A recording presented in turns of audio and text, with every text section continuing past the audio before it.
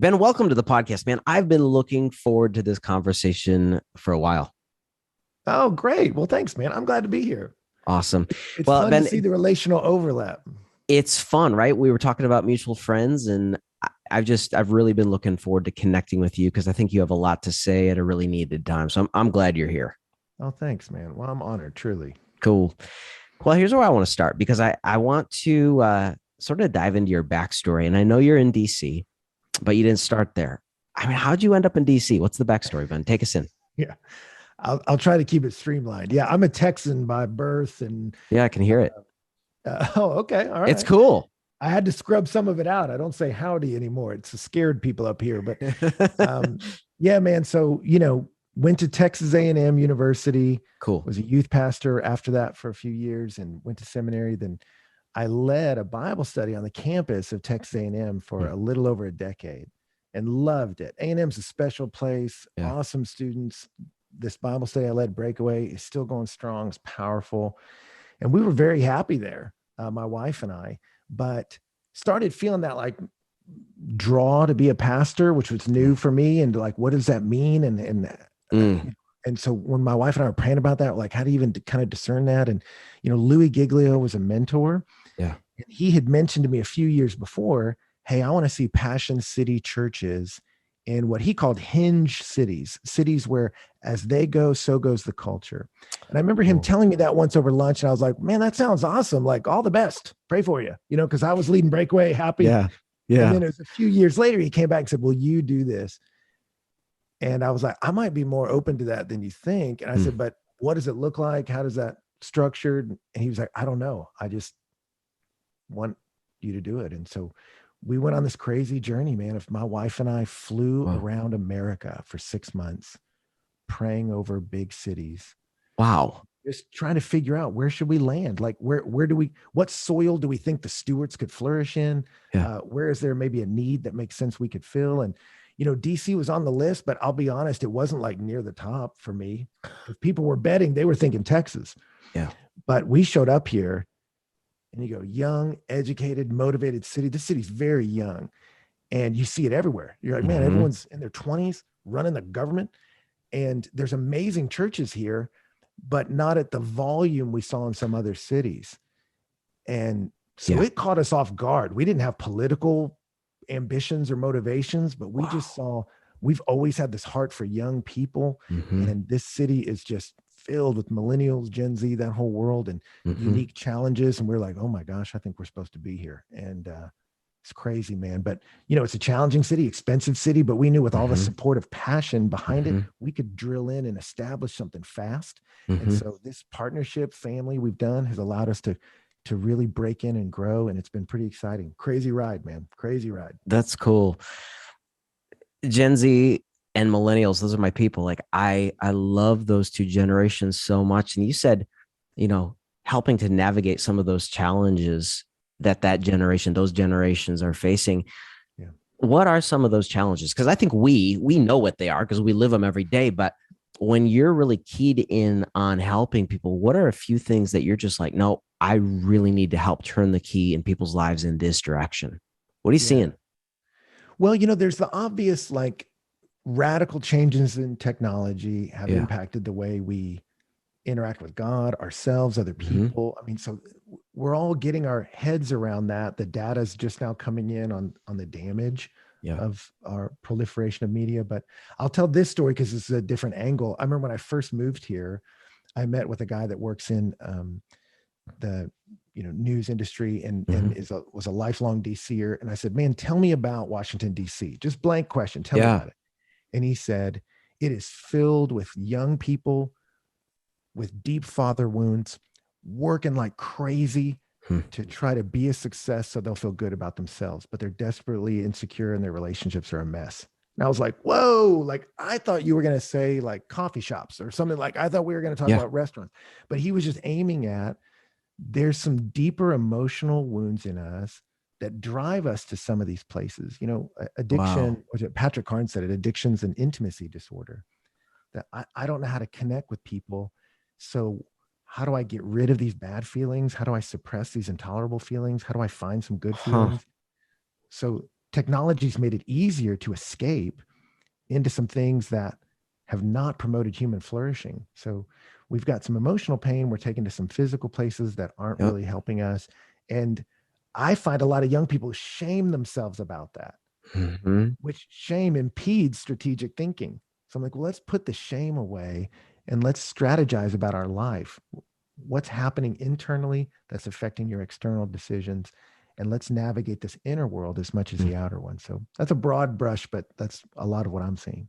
I love that. In fact, I want to poke into what you said about addiction being an impedance to intimacy. Tell me more about that. I know that's not your quote, but yeah, I've never connected those two thoughts. And because everyone here on the podcast is here for mental health, emotional health, spiritual growth, addiction to intimacy, like that's wild. Connect those. It was really surprising for me just to, I remember the more I would kind of journeyed into these recovery circles, these are a lot of biblical principles sort of packaged a little differently, worded a little differently but they're also accessing studies that are about emotional and mental health that aren't rising up out of the Bible, but are just through study.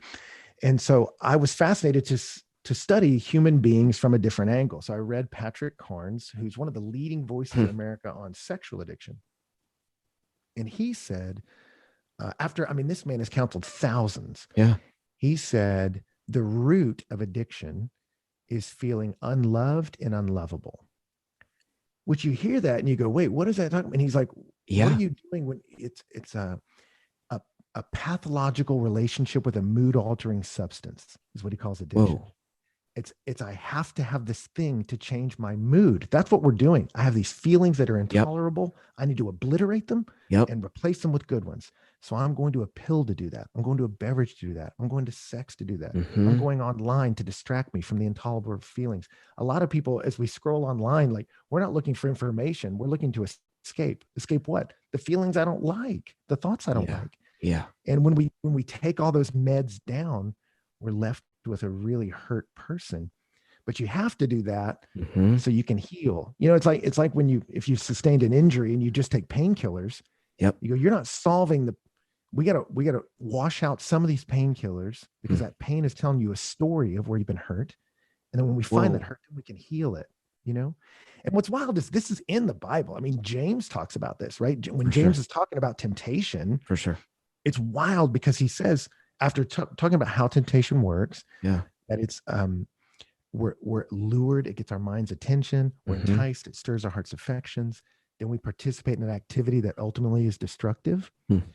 He says, don't be deceived. So he's saying deception is upstream of all this. But then he says, don't be deceived. Every good and perfect gift is from your Father. So he says that the lie that launches all this destructive behavior is that God's not a dad that loves us. And you go, that is wild, man. And it's interesting to see Patrick Carnes come from a totally different angle, arriving at that same realization.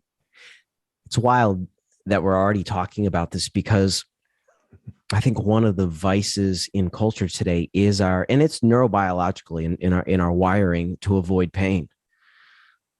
Yet we find out that trouble, pain, just difficult circumstances, adversity positions us to move through it so that perseverance and endurance and muscles of character can be built.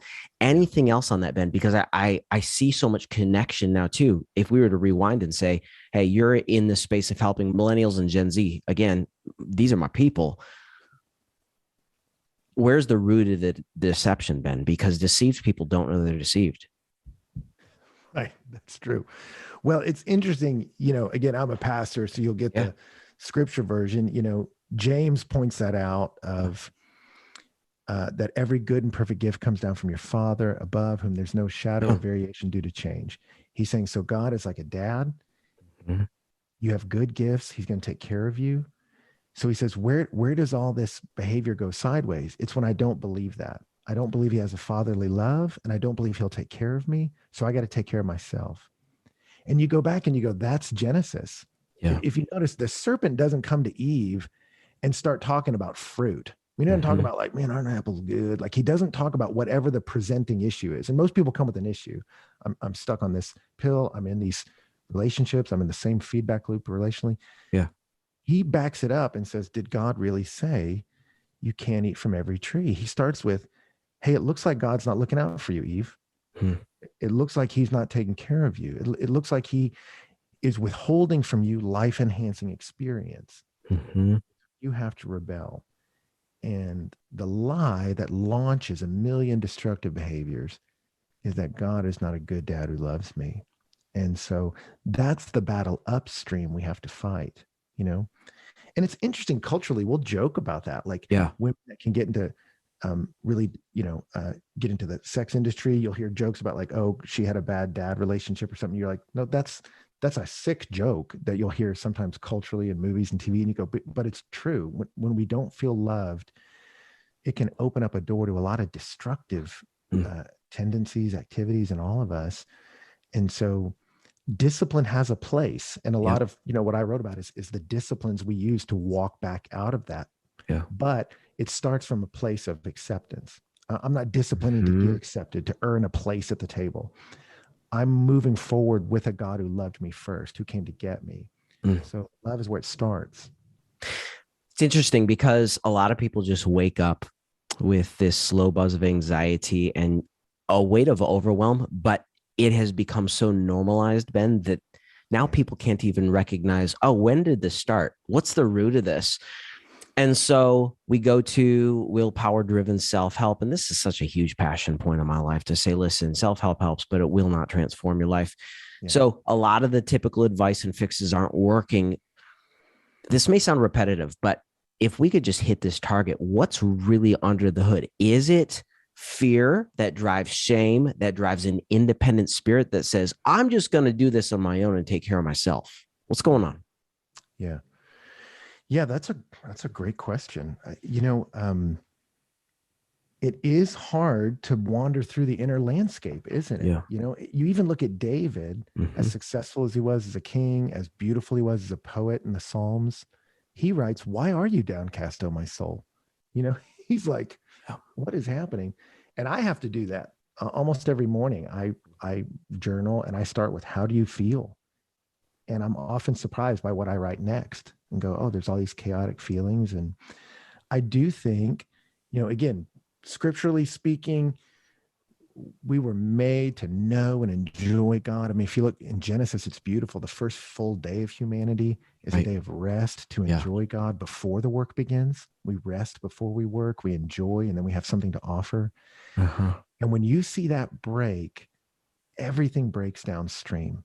Now you have a proliferation of abuse of women and violence, older against younger. You see families break chaotically. So the disease of sin presents in so many different symptoms in our lives, but ultimately there's this deep disconnect with God that makes us disconnected from ourselves and from other people.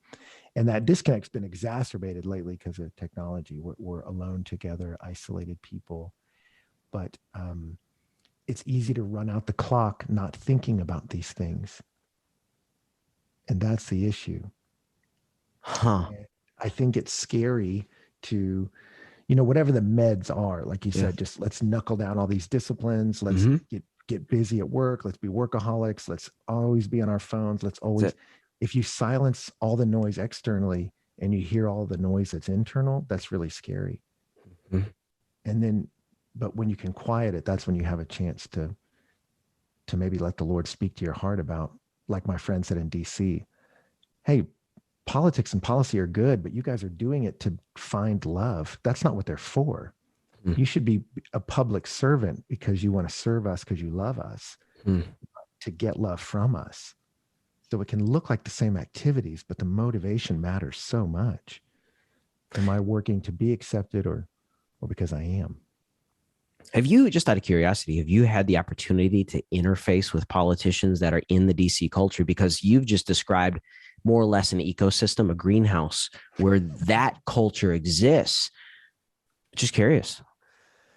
Yes, absolutely. Yeah. I mean, that's so much what we do. And, for me, what I love about it is I'm a pastor here. So I love being able to approach a human being and say, I'm not trying to convince you to make a policy change. Policies matter. Your role matters. but I'm here to pastor you, the human being. And what we found here in DC, it became a joke. Everyone asked, what do you do? No one asked, how are you? And the common practice here is people will ask what you do before they'll ask your name, because what you do will determine if you can help me elevate or not. And that'll determine whether or not we have a relationship or not. And so when we started the church, we would have these community groups where people would sit around. And I had so many people come up to me and say, man, when you had us sit in circles and we were going to talk about like our feelings, I thought, this guy doesn't know DC. What an idiot. And they're like, and we were crying by the end of it. And I had two people that didn't know each other use the same illustration. They're like sitting there and we would just read through the gospel, Mark, and then have people discuss in groups. They said, it felt like I suddenly realized how thirsty I was because you had handed me a glass of water. And that was what was so powerful about, John, when he's trying to summarize Jesus, which is a crazy thing to think of trying to do, he just kept saying he's full of grace and truth. He's full of grace and truth. Mm-hmm. He was so piercingly honest, but not shaming you. He was restorative and he loved you. Mm-hmm. And we're trying to do that in people's lives here. And we tend to live in a world that's not very gracious and is deceptive. And so grace and truth is alluring. Our souls need it so badly.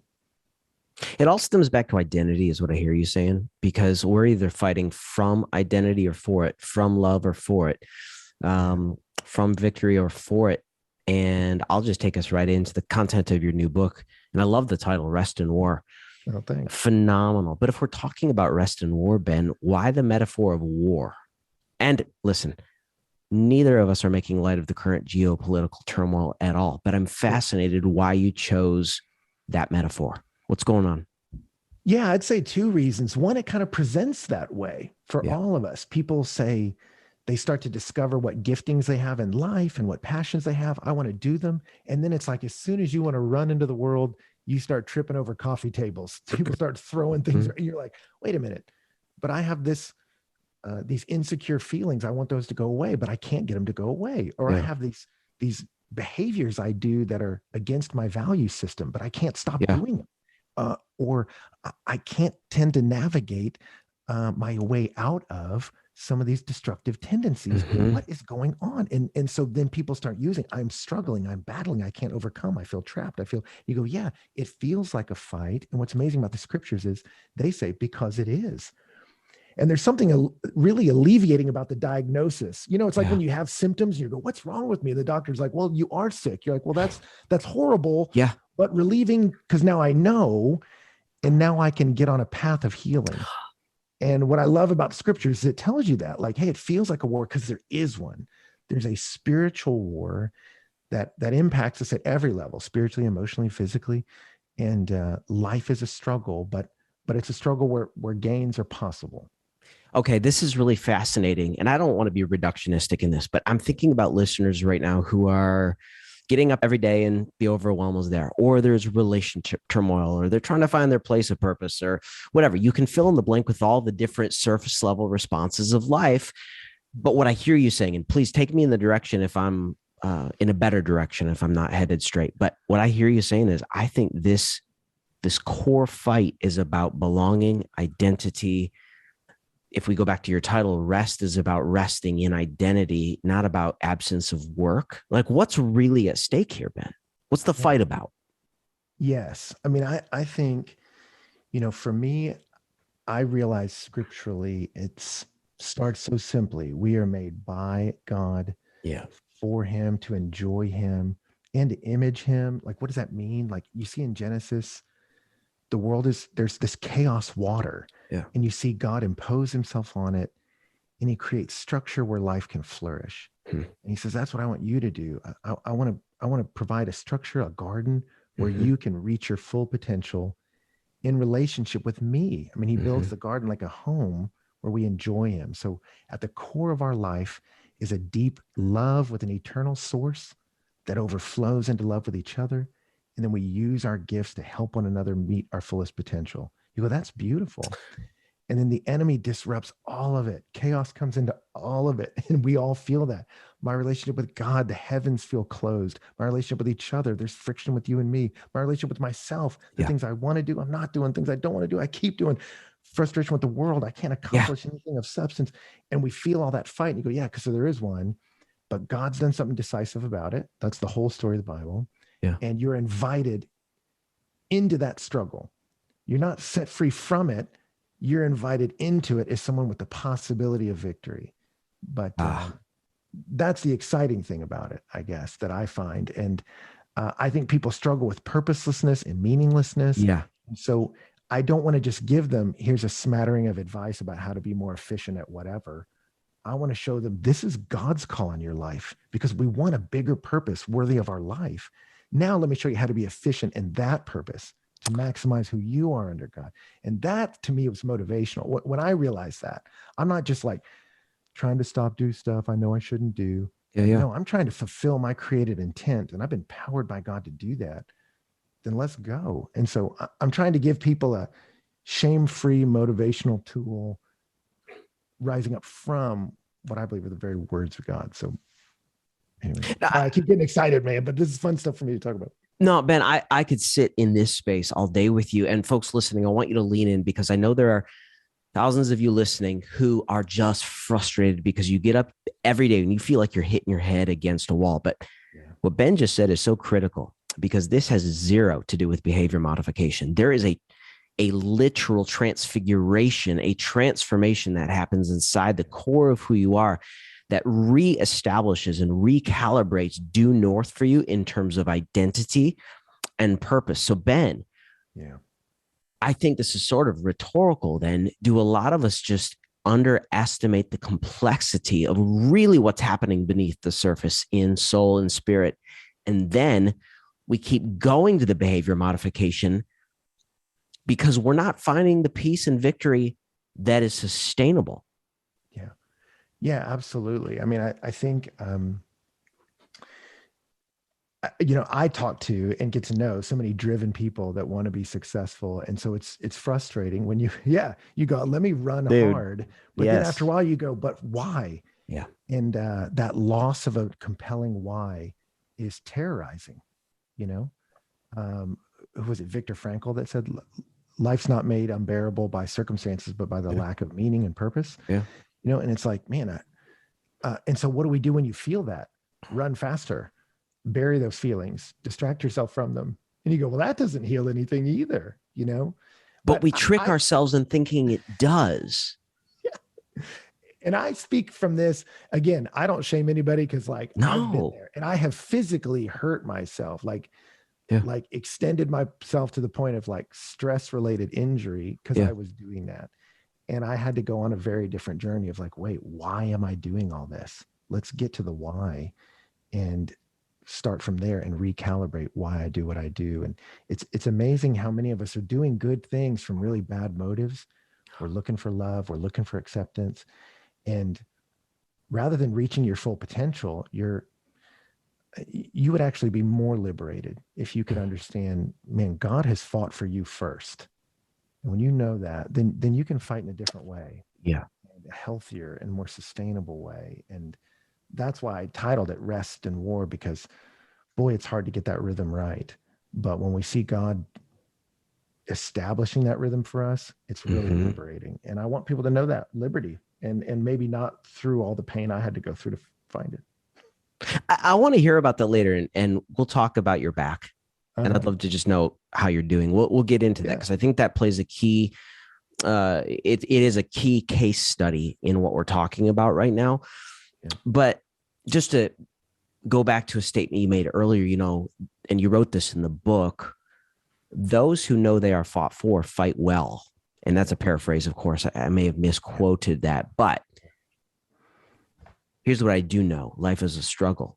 So the question is, how do you struggle well? And I think it connects to when I know I'm being pursued and fought for, as you said, there's a default position of strength from which I can get up every day and face life. Take us inside that. If life is a struggle, tactically, Ben, how do we struggle well? Yeah. So it's interesting. You can even look at, secular studies of children at every measurable. Kids from loving homes succeed far more than those who came from less stable and loving environments. Yeah.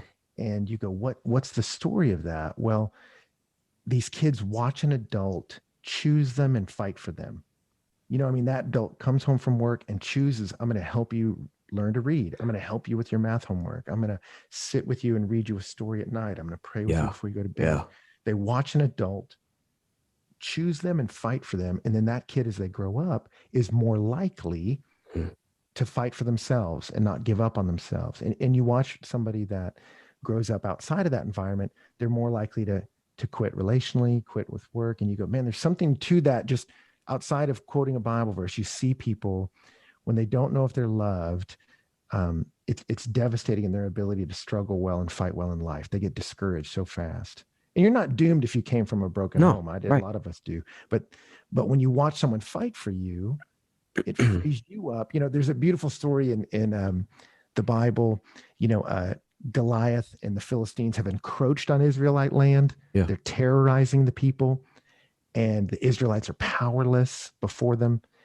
And then David shows up and steps out. He's literally called the man between, is what the verse says. So I step between you and the thing you fear, and I fight it for you. And it was called representative combat. I'm fighting in your place, and my victory is your victory. And he kills Goliath.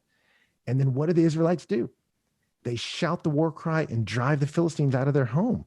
And you go, to me, that's such a perfect picture scripturally of us. We watch the Son of David, Jesus, fight. He says, I'm here fighting for you. I came to destroy the works of the devil, is what he says. Deception, sin, shame. I'm here to destroy that on your behalf. And when you see him fight for you, John said in 1 John, those who have that hope, they purify themselves because he's pure. Man, he fought for me, that I'm fighting for him, that I'm riding out with him. I can drive these little Philistines of fear, lust, and pride out of my life because you beat death and hell for me, because you loved me.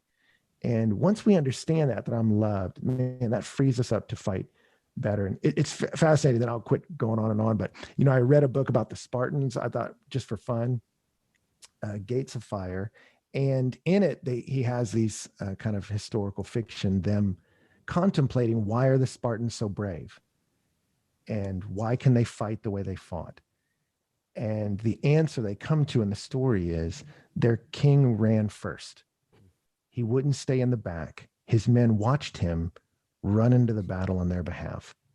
And that was a hallmark of the culture. And when they saw their king fight for them, they wanted to fight for him. And they were able to accomplish something truly remarkable and great. And I think it's the same for us. We have a God who says, I fought for you. I came for you. And when you get that, then you can step out and say, you know what, that I'm not doomed by my failures. And I'm not bound up in the cycle of seeking approval. I already have it. I'm liberated to use my gifts for God's intent in my life. That's a transformational perspective and revelation once we get that in the heart. But for a lot of people, like you said, we come from broken places. We come from broken upbringings and all that. How was it for you? Like, what was it like? And then when did that shift begin to happen for you? Because, I read about how, you're running fast and hard. Yeah. And there was turmoil happening on the inside. Take us inside to the extent you're comfortable. Yeah, sure. Well, for me, it was, there's addiction stories in my family. And so I just decided, man, I saw the destruction of that. I'm not going to repeat that. So I became a very disciplined person in my 20s. But then even then, I had been exposed to quite a bit of pornography in my young years. And so I had just disciplined it out. Then I won't have cable in my house. There's no access. I don't have a laptop. I would do all these kind of disciplines. Yeah. But I would find when I was really sad or really discouraged or basically not winning, then suddenly this temptation to go find that stuff would rise up in me. And I was like, what? And so I would just try to discipline it more and then feel really ashamed. And then it was like, man, is this what that was an exhausting cycle to be on. Mm-hmm. And it wasn't really, it was a longer story. I'm collapsing, but it was learning from mentors of, you have two addictions. You're a workaholic. And when that one's not working for you, you go to this thing to numb the pain. And you see a lot of people in high pressure jobs do that. Yeah. You see sports figures do that. Athletes do it. Politicians do it. They drive. And then they'll have some crazy scandal and you go, why would they do that? And you're like, well, that was their co-addictions working together. And so for me, it took a while to realize, hey, there's value in all these disciplines, but you have to deal with the heart issue. So good. You know, it's kind of like, what is the waterfall at the top that's giving all this energy to these desires that you have? And I had to paddle upstream and realize, oh, I don't really think God loves me, which was embarrassing because I'm like, man, like I'm in ministry, I've taught Bible studies, but there's a difference between knowing something and really believing it. And I realized I know God loves me. I don't really believe it. And that was sad to admit. A lot of people have those core wounds, right? So how early was that for you in life, in ministry, whatever, where you realized that you didn't feel that? Or when was the event that transpired that said, oh, this must mean he really doesn't love me? You know, because a lot of those early events shape our paradigm going forward. And therefore, then, like, I'm not saying every type A person or every driven person has that, but I'm just saying it could lead to that, because now I'm on a performance acceptance hamster wheel and I got to stay there just to be valued for who I am. When did that happen for you? Well, it's interesting. And I think you used the language earlier, the difference between something being common and something being normal. Yeah. And it's common for parents to split up and divorce, but it's not normal in the sense of, you see that that's really devastating for kids. So I could look back and go, that's probably my parents' divorce is where that started. That sort of father wounding happened for me. Yep. My dad did a lot right, so I'm not trying to throw him under the bus, but there was a deep pain there. Yeah. And not feeling like I could earn his approval young in life. So I sought to do that through sports. You know, if I could be good at football like my dad, then he would accept me, or the world of men would accept me. And then I broke my femur and that kind of ended the career early. Yeah. And I didn't realize it at the time. Later, a lot of that anger was aimed at God. God, you took from me the thing that was going to get me the approval I want. And it became anger at God. Yeah. And so I had to unwind that too. And that was a lot of in college for me, is unwinding those two things of realizing. Let's go there if we could, Ben, because I think the backstory, and please again correct me if I have the sequence of events wrong, but you shared about a story where your wife's phone was stolen, which led to a chase, which led to back surgery, which led to a moment of you, I guess, sleeping on the floor, and then that was the catalyst to uncork a lot of this honesty. Take us in. What happened? Oh yeah. Well, that was fast forward to maybe early 30s, you know, like that age. Okay. I was speaking at a camp and my wife and I went to get coffee, and this guy ripped her phone off of the table, like ripped her earbuds out. And oh my gosh, it was a crazy moment, because you're like, what do you do? Like, this guy just grabbed her phone, and she yelled, "Get him, babe." So I was like, well, all right, I'm going to do that. So I go running out the deal, see a security car, calling for help, realize that's his getaway car. His buddy's driving it. Yeah. So these two guys jump in, I grab the door, they hit the gas, and we are driving down the road. I'm hanging out the window, and it was crazy, man. So after a while, I realized I'm either going to escalate this environment by getting into the vehicle with these kids, because they were young, or I'm just going to let go. And I waited for them to keep driving, and then I just let go when they slowed down. And then, you know, once all the adrenaline left, I was like, hey, my back hurts. And then 2 days later, I couldn't walk. And I had herniated a disc in my lower back and had 2 other bulging ones. And we went to a surgeon, and he was like, I can't fix you. He's like, I could work on that disc, but the other ones have been compromised. He's like, I can't fix you. But there was this nerve pain radiating down my leg. And he was like, if this persists the way it does, you could lose the use of that leg. And I was so caught up in our ministry about it. I was like, well, can you hurry up and fix it? Because we're launching this major kind of initiative in 2 weeks. Can you hurry up and fix it? And this guy was like, hey, man, I need to acclimate you to your reality. And he pointed at my wife who was pregnant, and he said, you can't help her. You can't hold that baby. And I don't know if you'll walk again. And him, like, that's when the room started spinning. I'm like, so we're not launching in 2 weeks? You know, I'm like, what do you say? You know, I was so caught up in like, hurry up and fix it so I can keep doing the thing. And it was like, no, man, I don't know. Like, your whole life just changed. He said, no, I can't heal you. And he was not I don't know what his faith picture was. He didn't really talk about it, but he just said, you just need to go home and hope your back heals itself. That's how he said it. So that's what I did. I laid on the floor at my house for a month and was very difficult to walk. I had to give away all my responsibilities. And I really couldn't move. I mean, when the AC would kick on, it would start a wave of nerve pain crashing through my back. It was that sensitive. It was Why? Well, yeah. What? Why? Because it would just shake the floor a little bit. Oh, Just the slightest. I mean, I was laid out, man. I couldn't stand up. Standing up, I would just instantly start sweating. I lost 40 pounds of just because I was in enormous pain. You know, I was doing a lot of working out and all that went away. And it was just like really scary. And but I remember there was one night I just decided to watch DVDs, like, because I would take all these drugs, I couldn't sleep. So I'd sleep maybe 2-3 hours a night. So I'm laying there on the floor, can't move.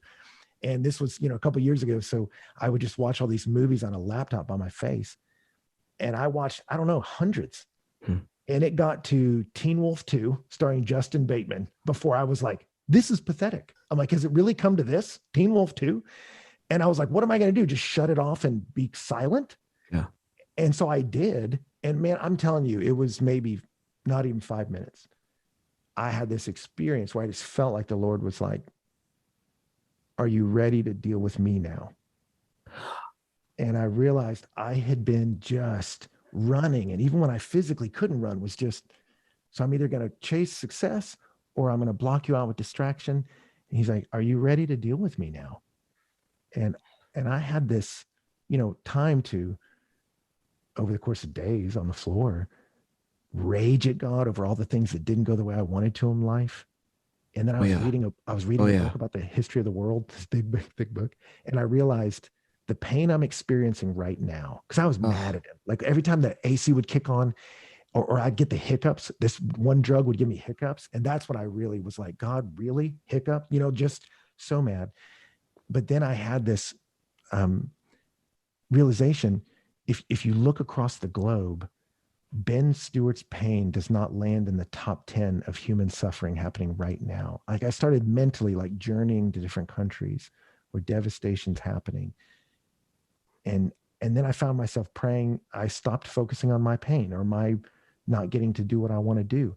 And I was like, man, God, there's so much pain in the whole world. The whole world's hemorrhaging with pain. And I felt like I was asking, are you going to do something about it? And I just felt like the answer was, I have, and I will. And just settling into that story of Jesus took on our pain. He stepped into our story and he's promised to do something about it.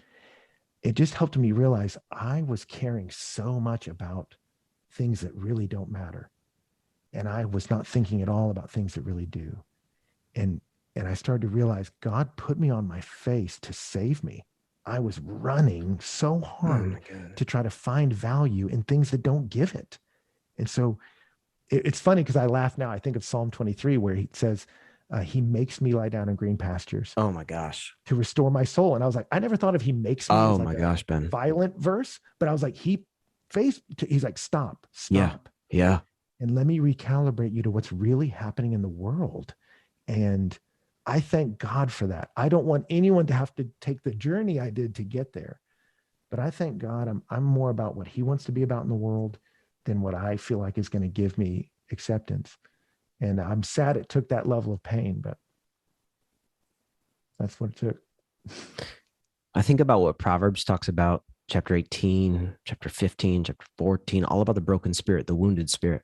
Yeah.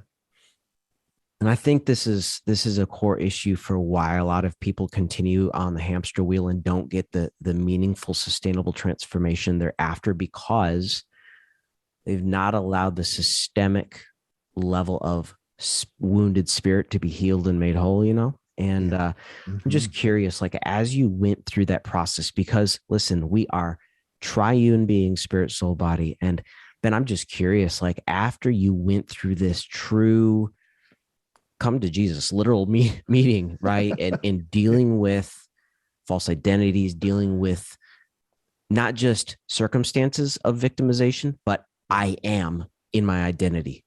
Yeah. Helpless, hopeless, fundamentally and fatally flawed, right? That's what shame does. Yeah.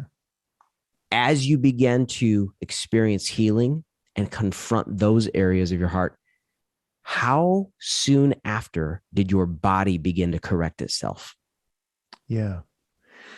They were really a joined journey for me, is because what happened was I would have to go to these physical rehabilitation clinics for 3 days a week. And I was the youngest guy in there by decades, so it's all like Edith and Opal, like, what are you doing here? And I'm walking in with my cane and realizing like, hey man, you have to have a different pace in life. And I just raged against, raged against it until I realized like, I have the ability to walk I didn't have earlier. And not everybody has that, but I do. And I have the ability to get it back if I'm disciplined, and I'm doing this for my wife and kids, not to try to hurry up and get back to where I wanted to be. And I just felt like the Lord put a settled place in my spirit. And what I realized was that car wreck, though it was kind of the match that lit the flame, the oily rags and oil drums and all that was the stress I was carrying in my body. And I realized I had a pre-existing back injury, and my back was primed for injury because I carried stress in my body all the time. And so now I'm a way more sensitive physical machine to stress. And I know I have to slow down in order for it to not affect my body physically. And that's happening to a lot of us. Stress will kill you. It will literally kill you if you don't manage it. And so my back is a way now for God to remind me to slow down. And when I do that, I physically feel better, spiritually, like all that connection matters to me now. And I can tell when I'm off the rails. When I start stressing, I stop breathing right. Wow. Shoulders tense up, your shoulders tense up, spine's tensing up. And so many people carry stress in their bodies and they don't realize it. And then they start hurting their bodies, and then they take something to numb that pain. And you go, you are on a spiral that's not going to end well. How are you doing today? Yeah, I had to change everything. And so Is that right?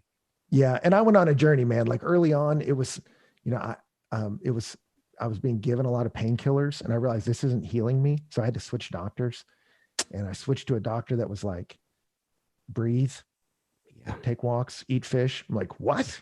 Like, I thought you were going to give me less potent drugs. And then I just realized, oh no, he's helping me like reacclimate my life. So I do everything different. Bought a new bed. I work out differently.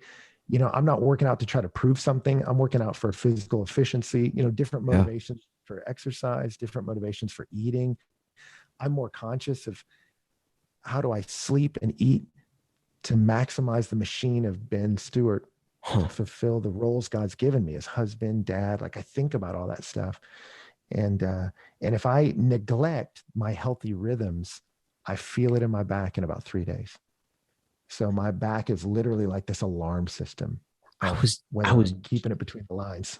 I was just going to use that exact example and say, well, it sounds like your back is like an alarm. So if the back is an alarm, like my good friend John Maloney, he says this, Ben, he says, anxiety is an alarm. It says there's smoke and fire somewhere else in our system. So in your case, if your back and back pain is an alarm, what are the new guardrails you had to establish for your life, for your mental and emotional health, for your relational health? What are the things that you said, no, in order for me to feel well, this has to be in place going forward, because there are a lot of people from all walks of life listening, some leaders, some not.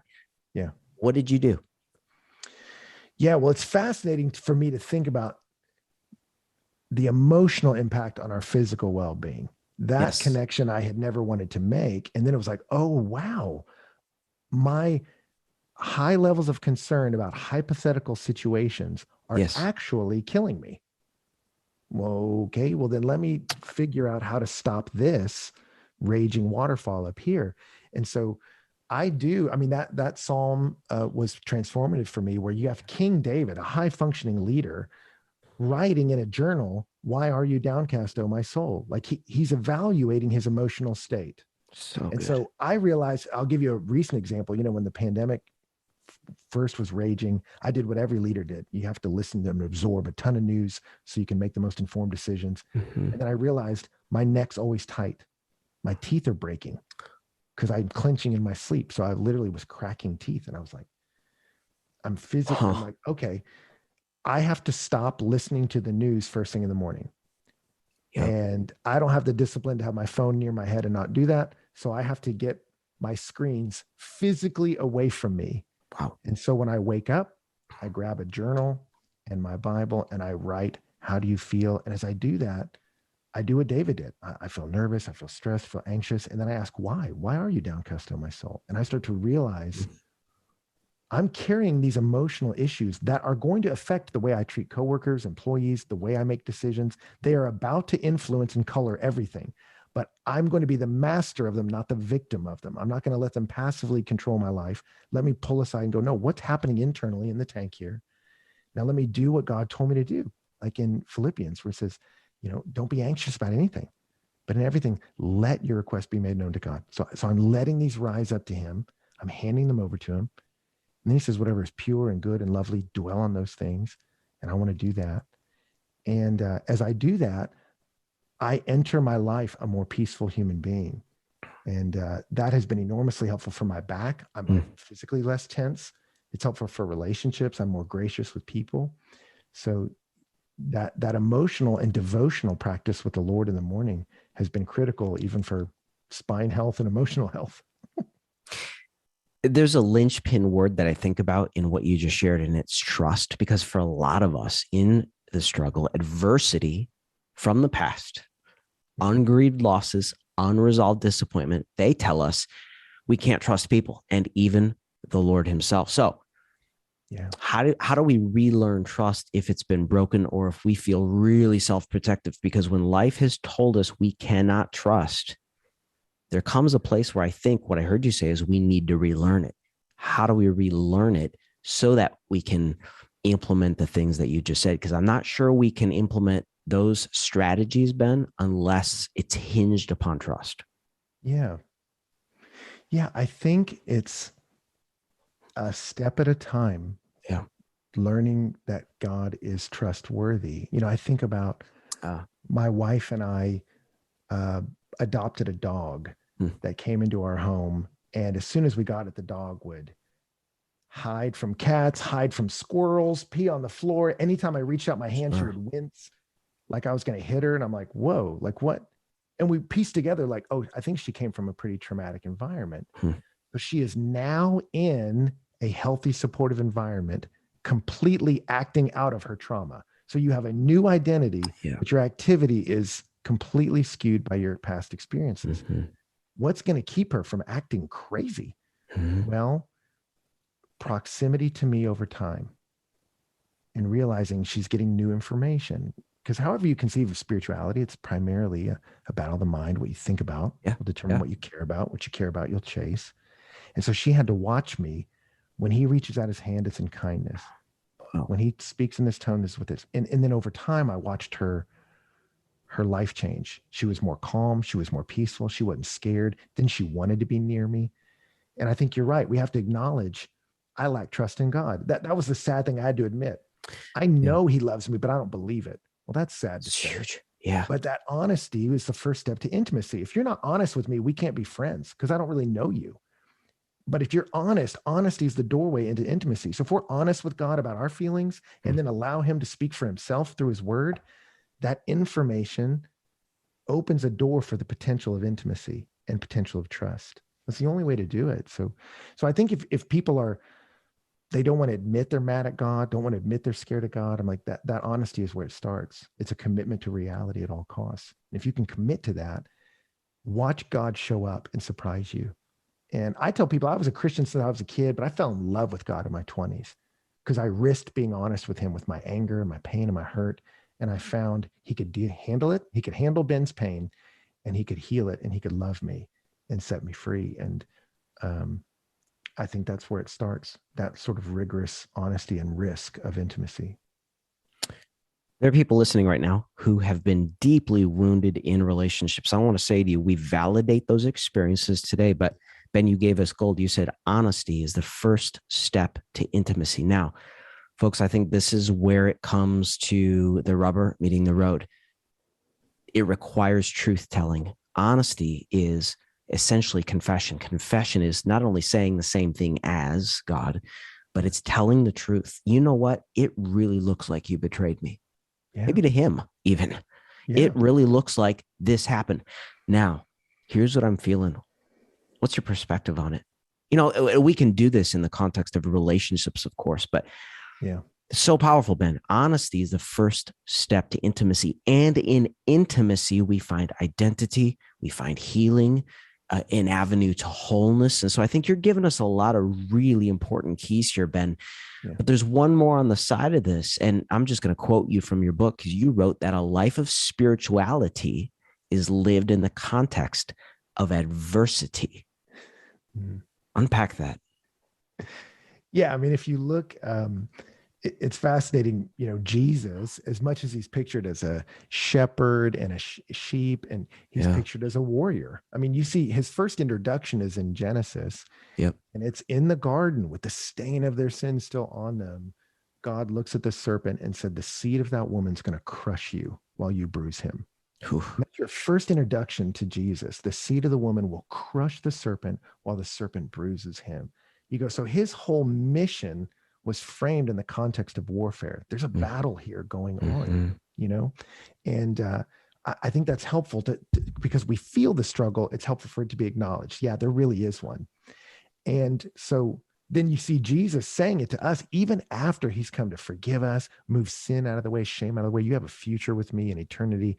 Death is not your story. Your shame doesn't determine your story. There's victory in me. He still tells them, but in this world, you're going to have trouble. It's going to be real hard because the world's still broken, but I want you in it as a restorative force. And so you're staying in it. I'm inviting you into the battle with me, internally and externally.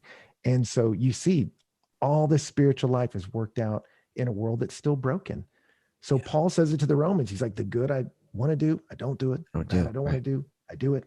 So internally we battle. This corrupting influence of sin has corrupted every file. Our thoughts will wander. Our affections will be misguided. Our actions will not match our values. And so we live in the midst of an adversity. And yet God has said, but I'm with you. My spirit's in you, empowering you to do what you can't do on your own.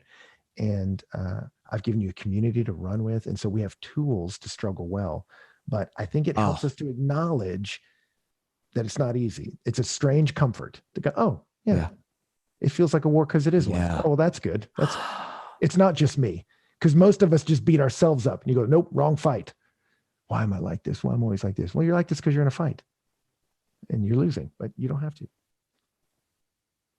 When our expectations then meet our reality, we can then be better positioned to approach the reality of life. In fact, Dr. Henry Cloud, he wrote a book, 15 years ago called Integrity. And I think the subtitle's this: The Courage to Meet the Demands of Reality. And Ben, that's exactly what I just heard you say is when we have the proper perspective, we can approach life with soberness, with sobriety, in a way that allows us to fight well. Now, I want to take this a level deeper because I want to make sure people understand here that when we're talking about rest and peace, we're obviously not talking about this in some weird syncretic Zen way. Ben, you said that we've not been set free from the fight. We've been set free for the fight. Now I'm curious, connect freedom to fighting. What do we need to understand about that? Having heard you say, rather teach us about intimacy and belonging. Yeah. Yeah. There's a great scene in Master and Commander, the movie with Russell Crowe, you know, where he's charged with taking out Napoleon's most feared frigate, you know, this massive vessel. So, and he leads his ship up alongside it. They disable the mast. He gets everyone on board. They fight their way down into the hold. And there's all these sailors caught in a cell. And so he breaks open the chains, sets them free. And as they're running free, he hands them all a sword. Yeah. Because you're like, you've been liberated into the middle of a fight. And spiritually, that's how the Bible presents us. You've been liberated from the chains of your sin, your shame, have to define you anymore, but there's still a battle raging all around you and internally in you. And so you've not been freed from all the struggles in this world. You're freed into it. And C.S. Lewis said it. He said, enemy occupied territory. That's what the world is. He's not talking about other human beings. He's talking about spiritually. He says, but our true story is the story of the king. You might say he's come in disguise, but he's inviting us all to take part in this great campaign of sabotage. And you go, that's who we are. We're flooding a system with love that's full of distrust and anxiety. We're filling a system we're reweaving parts of the society that have been broken with peace. And so we have this struggle in a broken world. We're meant to be agents of peace. And I just love that, you even look spiritually in the Bible. The people of God in the Old Testament, they want to obey his law. When Moses delivers it, they say, all that is written, we will do. And God says, you don't have the heart. So he doesn't chide them for wanting to live perfect lives. He said, you just lack the tools. But you see Jesus say, when I move sin out of the way, I'm bringing a new intimacy with the Spirit of God into you, and he will move you to obey my decrees. He's going to change you from the inside out. The Spirit of love and truth is going to change you. And in this beautiful picture in John, after Jesus is resurrected, remember, he breathes on them, just like Genesis, where God breathed into us the intimate, animating Spirit of God. Jesus breathes on them and says, receive my Spirit. He's going to give you power to live a life you couldn't live on your own. And so that's the hope we have. There's a spiritual power available in him that we need to be the kind of people we're meant to be. I love that. There's an establishing principle to this. And I think this is a solid place to begin the descent here and landing the plane on this conversation. But Ben, we have a real enemy. And you talked about how he plays chess, not checkers, as a strategic method. How so? Yeah, I think once we stop shaming ourselves when we fail, we can start analyzing, okay, how did we fail? I mean, when I played football, our coach used to make us watch the film, the good plays and the bad ones. And where you messed up, he would say, let's see how you failed. And I think whenever you struggle with a particular sin, it's good to put the shame at bay and go, how did he get to me? And the enemy likes to play chess, not checkers. Chess, you're always working 10, 11, 12 moves out ahead. And the enemy loves to do that. So let's say your thing is, my addiction to some certain substance. Maybe I got, and I really just go against my values. Well, if you back it up, I remember, I'll use this example. I remember a guy coming to me with an addiction to pornography. And he said, where it gets me is not just, he said, I access it on my computer at night. He said, but if I'm honest, it starts months before, when I procrastinate at work. I let work pile up, and then I feel shame about that procrastination. So I distract myself from the shame with distractions. So now I'm distracting myself from the work and the shame, but then I get to the due date and I work late nights and I extend myself way past my boundaries. And then once I do that, I'm ashamed, I'm stressed, I'm tired, I'm physically redlining. And then this temptation comes and I violate my own values. And he said, so for me, I have to paddle all the way upstream, and I have to buy a calendar and have some people watch my calendar and help me. Are you procrastinating? Because I know it's these little compromises upstream start a cascading series of events that lead to a real violation of values. And, I've coached many guys through that, where you have to paddle upstream and go, wait a minute, let's try to beat this 10 moves back. Let's try to fight the sin when it's small. Let's fight temptation before it's got the full force of its army bearing down on you. I tell guys, I've never fought a lion, but if I did, I'd want to fight a baby one. And fight your temptations when they're little. And that's something that's helped me quite a bit. Super helpful. Ben, here's where I'll land, because you've contributed a ton to the relationship space, and I'm just so thankful for it. I'd love to know, for people listening, like, how can we take everything we talked about today and then superimpose it over the context of relationships so that we're thriving and connecting more deeply, shunning isolation? Yeah, it's the same thing. When I enter into a relationship with you, I'm either entering as a fountain or a drain. I have something to offer you, or I'm trying to extract something from you. And biblically, we're called to love everyone, even our enemies. And you go, how am I going to do that? Well, John said it, beloved, let us love one another, because love is from God. And everyone who loves has been born of God and knows God. And so he tells us that's where it starts. It's the beloved who love. When you know you've been loved, you can love others. Love embraced becomes love extended. Hmm. And I found that for me in dating, once I really prioritized my relationship with God, that I want to believe he loves me and he values me, then when I stepped into a dating context or even a friendship context, I wasn't trying to win your approval. I wasn't trying to get you to like me. I wasn't trying to impress you. I could just ask you questions, get to know you. And I found that easygoing, settled me actually made more friends, actually got on a date. And so I'm oversimplifying because of time, but I realized it starts before I get a relationship with a guy or a girl right. I got to get that relationship with God right.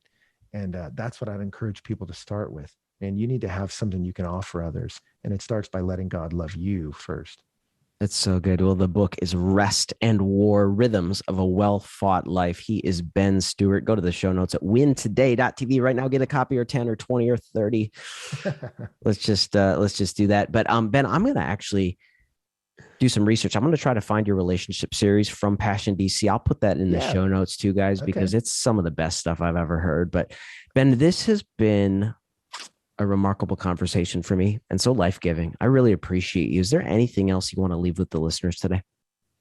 Oh man, I would just say, I hiked a mountain one time and really extended past my physical abilities and got kind of nervous up there at the top. And I remember I had a guy who told me, and it was really settling. He said, everything you're about to do, you do on the ground every day. He said, the only question that'll be answered is, can you do it while the environment gets more extreme? And I realized, I need to excel at the basics while the environment gets chaotic. And the last couple of years have been chaotic. So I realized if I feel stressed and depleted and tired, I don't beat myself up. I'm trying to excel at the basics. Let me cast my cares on the Lord. Let me trust him. So I would just encourage you, hey, these last couple of years have pushed us past our abilities. They've been chaotic. Focus on the essentials while the environment gets extreme. Cast your cares on the Lord. Believe that he loves you. Get near some friends who care for you. And then we'll make it into a new day together. So don't lose hope. I love that, Ben. I really couldn't agree more with you. I found that the last couple of years, as you said, getting back to basics. What does it look like for me to prioritize health, spirit, soul, body? What does it look like for me to establish boundaries? What does it look like for me to participate in the slow reading of scripture and drink it deeply and enjoy the presence of God and simplify? Because I think there's a lot of strength in that. So, Ben, thank you so much for being here today. Good wow. with you, brother. So much. So much appreciated. It. Thank you, Ben. Hey, tell people how to stay connected to you and everything that's happening, because you're a great follow as well. Oh, thanks. Well, my name's Ben Stuart, and I'm pastor at Passion City Church, Washington, D.C. So you can find us on Instagram, and all my messages are on YouTube and everywhere, Spotify. You want to find that kind of stuff. Passion City, D.C. That's us. I love it. Thank you, Ben. And guys, just head to the show notes. I'm going to find that relationship series. We're going to post that because, again, it's just remarkable stuff. But Ben, thanks for being here today. What a joy. Sure thing, brother. Thank you.